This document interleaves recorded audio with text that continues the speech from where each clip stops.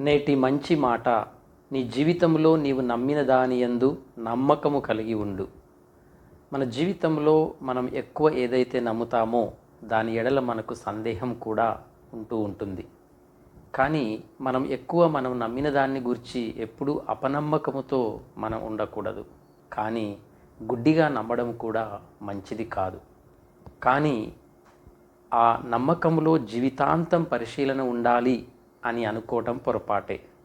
అన్నం ఉడికిందని ఒక మెతుకును చూసి చెప్పవచ్చు, ప్రతి మెతుకును పరిశీలించడం అవసరం లేదు అని. అట్లాగే మనం నమ్మకం కలిగి ఉన్న దాన్ని ఒకసారి మనం గమనించి అది సరైనదే అని నిర్ణయించుకోవాలి. కొన్నిసార్లు మనం నమ్మిన దాని గురించి కొన్ని చెప్పుడు మాటల మూలంగా మనం నమ్మిన వాటిని నమ్మి తీసుకున్న నిర్ణయాలను విడిచిపెట్టడానికి కూడా ఏ ఆలోచన లేకుండా ఇష్టపడతాం.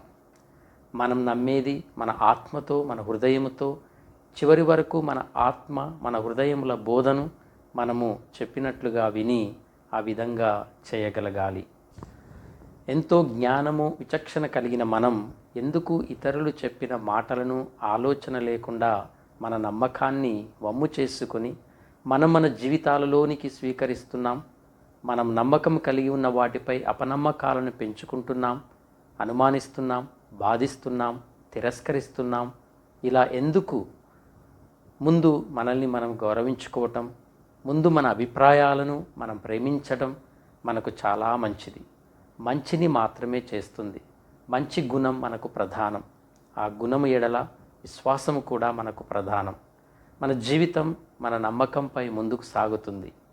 ప్రతి క్షణం మన జీవితంలో మనం తీసుకున్న నిర్ణయాల ఎడల అపనమ్మకం మనకు ఉంటే మన జీవితం ఎడల మనకు నమ్మకం లేనట్లే. మనపై మనకు నమ్మకం లేని విధంగా మనం ప్రవర్తించకూడదు. మన నమ్మకానికి మనం కట్టుబడి ఉండాలి.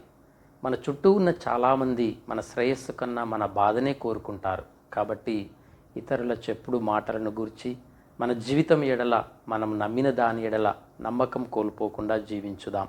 మనకన్నా ఇతరులు చెప్పే వాటిపై నమ్మకాన్ని పెంచుకోవడం మనకు మంచిది కాదు.